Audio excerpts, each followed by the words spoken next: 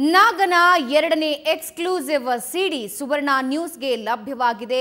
ಈ ಹಿಂದೆ ಬಿಡುಗಡೆಯಾದಂತಹ ಸಿಡಿಯಲ್ಲೂ ಕೂಡ ನಾಗ ಹಲವು ಸ್ಫೋಟಕ ಮಾಹಿತಿಗಳನ್ನು ಹೊರಹಾಕಿದ್ದ. ಇಡೀ ಪೊಲೀಸ್ ಇಲಾಖೆಯ ಕುರಿತಾಗಿ ಆಕ್ರೋಶ ವ್ಯಕ್ತಪಡಿಸಿದ್ದ. ಆದರೆ ಈಗ ಸುವರ್ಣ ನ್ಯೂಸ್ಗೆ ಲಭ್ಯವಾಗಿರುವ ಮತ್ತೊಂದು ಸಿಡಿಯಲ್ಲೂ ಕೂಡ ಪ್ರಮುಖವಾಗಿ ಹಳೆಯ ನೋಟ್ ದಂಧೆಯ ಕುರಿತಾಗಿ ಆತ ಮಾಹಿತಿ ನೀಡ್ತಾ ಇರುವಂತದ್ದು. ಎಲ್ಲದರ ಬಗ್ಗೆ ಮತ್ತಷ್ಟು ಡೀಟೇಲ್ಸ್ ನೀಡ್ತಾರೆ ನಮ್ಮ ಪ್ರತಿನಿಧಿ ಚೇತನ್. ಈಗ ಡೆಸ್ಕ್ನಿಂದ ನೇರ ಸಂಪರ್ಕದಲ್ಲಿದ್ದಾರೆ. ಚೇತನ್, ಮೊದಲ ಸಿಡಿಯೇ ಸಾಕಷ್ಟು ಕೋಲಾಹಲವನ್ನ ಸೃಷ್ಟಿಸಿತ್ತು. ಆದರೆ ಎರಡನೇ ಸಿಡಿಯಲ್ಲಿ ಹಳೆಯ ನೋಟು ದಂಧೆಯಲ್ಲಿ ಪೊಲೀಸರು ಭಾಗಿಯಾಗಿದ್ದಾರೆ ಅನ್ನುವಂತಹ ಮಾಹಿತಿಯನ್ನ ನಾಗ ನೀಡ್ತಾ ಇರುವಂತಹದ್ದು. ಆತನ ಪ್ರಕಾರ ಪೊಲೀಸರು ಈ ದಂಧೆಯಲ್ಲಿ ಭಾಗಿಯಾಗಿದ್ದಾರಂತೆ ಅನ್ನುವಂತಹ ಮಾಹಿತಿ ನೀಡ್ತಾ ಇದ್ದಾನೆ.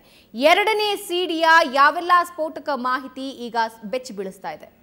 ಎಸ್ ಭಾವನಾ, ಮೊದಲನೇದಾಗಿ ಇದರಲ್ಲಿ ಆತ ಪೊಲೀಸರ ವಿರುದ್ಧ ಒಂದು ಆರೋಪಗಳನ್ನು ಮಾಡಿದ್ದಾನೆ. ಆ ಒಂದು ಆರೋಪಗಳು ಇದೀಗ ಬೆಚ್ಚಬೀಳಿಸಿರುವಂಥದ್ದು. ಅಂದರೆ ಹಳೆ ನೋಟು ಮತ್ತು ಬ್ಲ್ಯಾಕ್ ಆ್ಯಂಡ್ ವೈಟ್ ಮನಿ ದಂಧೆಯಲ್ಲಿ ಪೊಲೀಸರು ಭಾಗಿಯಾಗಿದ್ರು ಅಂತ ಅಂದ್ಬಿಟ್ಟು ಆರೋಪ ಮಾಡಿ ಒಂದು ಸಿಡಿಯನ್ನು ಬಿಡುಗಡೆ ಮಾಡಿದ್ದಾನೆ. ಅಂದರೆ ಈ ಸಿಡಿ ಸುವರ್ಣ ನ್ಯೂಸ್ಗೆ ಎಕ್ಸ್ಕ್ಲೂಸಿವ್ ಆಗಿ ಸಿಕ್ಕಿರುವಂಥದ್ದು.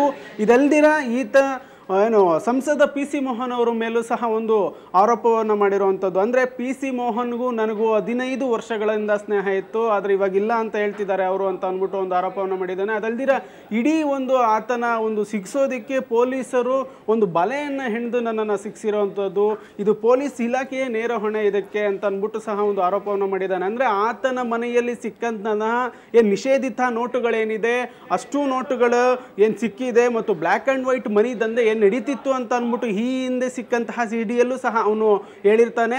ಆದರೆ ಆ ಒಂದು ದಂಧೆಯ ಇಡೀ ಒಂದು ಮುಖವಾಡವನ್ನೇ ಪೊಲೀಸರು ಇಟ್ಕೊಂಡಿದ್ರು. ಆ ಪೊಲೀಸರ ಮುಖಾಂತರವೇ ಈ ಒಂದು ದಂಧೆ ನಡೀತಿತ್ತು ಅನ್ನೋ ಒಂದು ಆರೋಪವನ್ನು ಇದೀಗ ಮಾಡಿರುವಂಥದ್ದು. ಇನ್ನು ಹೀಗೆ ಸಾಕಷ್ಟು ಬೆಚ್ಚಿ ಬೀಳಿಸುವಂತಹ ಮಾಹಿತಿಯನ್ನು ನಾಗ ನೀಡಿರುವಂಥದ್ದು. ಅಂದರೆ ಇದಲ್ದಿನ ಆತ ಪ್ರತಿಯೊಂದು ಹಂತವಾಗಿಯೂ ಸಹ ಒಂದು ಮಾಹಿತಿಯನ್ನು ಬಿಚ್ಚಿಡ್ತಾನೆ. ಅಂದರೆ ಈ ಒಂದು ದಂಧೆಯಲ್ಲಿ ಪೊಲೀಸರು ಹೇಗೆಲ್ಲ ಭಾಗವಹಿಸಿದ್ರು ಮತ್ತು IPS ಆಫೀಸರ್ಸಿಂದ ಹಿಡಿದು ಕಿರಿಯ ಅಧಿಕಾರಿಗಳಿಂದ ಹಿಡಿದು ಇನ್ಸ್ಪೆಕ್ಟರ್ಗಳಿಂದ ಹಿಡಿದು ಅಂದರೆ ಎಲ್ಲರೂ ಸಹ ಈ ಒಂದು ದಂಧೆಯಲ್ಲಿ ಭಾಗಿಯಾಗಿದ್ರು ಅನ್ನೋ ಒಂದು ಆರೋಪವನ್ನು ಆತ ಮಾಡ್ತಿರುವಂಥದ್ದು. ಈಗ ಸಿಕ್ಕಂತಹ ಸಿಡಿಯಲ್ಲಿ ಪ್ರತಿಯೊಬ್ಬರೂ ಸಹ ಈ ದಂಧೆಯಲ್ಲಿದ್ದಾರೆ. ಹೀಗಾಗಿಯೇ ಅದು ಇಷ್ಟು ದಿನ ಗೊತ್ತಾಗಲಿಲ್ಲ. ಆದರೆ ಈಗ ನನ್ನನ್ನು ಶಿಕ್ಷಿದ್ದಾರೆ, ಅಂದರೆ ನನ್ನನ್ನು ಬಂಧಿಸೋದು, ಅಂದರೆ ನನ್ನ ವಿರುದ್ಧ ಒಂದು ಷಡ್ಯಂತ್ರವನ್ನು ರೂಪಿಸಿ ಈ ರೀತಿ ಮಾಡಿದ್ದಾರೆ ಅನ್ನೋ ಒಂದು ಆರೋಪವನ್ನು ಸಹ ನಾಗ ಮಾಡ್ತಿರುವಂಥದ್ದು. ಭಾವನಾ, ಪೊಲೀಸ್ ಇಲಾಖೆಯ ಪ್ರಮುಖ ಅಧಿಕಾರಿಗಳನ್ನ ಇದರಲ್ಲಿ ಅವರು ದಂಧೆಯಲ್ಲಿ ಭಾಗಿಯಾಗಿದ್ದಾರೆ ಅನ್ನುವ ಆರೋಪವನ್ನ ನಾಗ ನೇರವಾಗಿ ಮಾಡ್ತಾ ಇರುವಂತದ್ದು. ಯಾರೆಲ್ಲರ ಮೇಲೆ ಪ್ರಮುಖವಾಗಿ ಆತ ಆರೋಪ ಮಾಡ್ತಿದ್ದಾನೆ?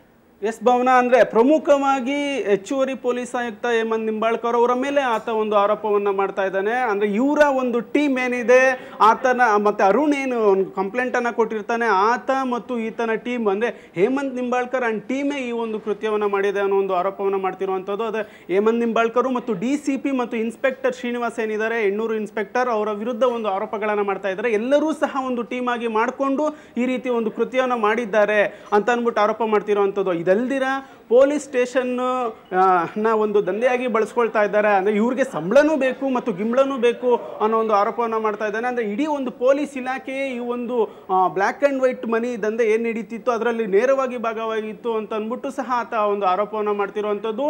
ಎಲ್ಲರ ಒಂದು ಮುಖವಾಡನ್ನು ಸಹ ನಾನು ಕಳಿಸ್ತೀನಿ ಅನ್ನೋ ಒಂದು ಮಾತನ್ನು ಸಹ ಈತ ಒಂದು ಸಿಡಿಯಲ್ಲಿ ಹೇಳಿರುವಂಥದ್ದು. ಭಾವನಾ, ಧನ್ಯವಾದ ಚೇತನ್ ನಿಮ್ಮೆಲ್ಲ ಮಾಹಿತಿಗೆ.